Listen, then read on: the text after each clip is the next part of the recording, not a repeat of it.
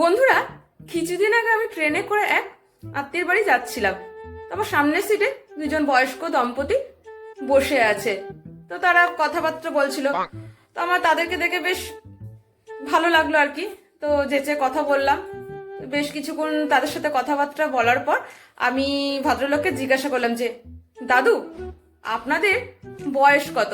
তো তখন দাদু বলল, আমার 90 আর আমার ওয়াইফের 85। তা আমি শুনে একটু অবাকই হয়ে গেলাম। তো আমি ভদ্রলোককে জিজ্ঞাসা করলাম যে, এই বয়সে আপনারা দুজন এত ফিট কি করে? তো তখন উনি আমাকে বললেন যে, শোনো, আমাদের দুজনের মধ্যে মানে আমাদের স্বামী স্ত্রীর মধ্যে একটা ডিল হয়েছিল যে ঝগড়ায় যার দোষ পাওয়া যাবে সে রোজ 7 কিলোমিটার করে হাঁটবে। তো আমি তখন বললাম যে, সে নয় বুঝতে পারলাম, তো আপনার ওয়াইফ এত ফিট কি করে?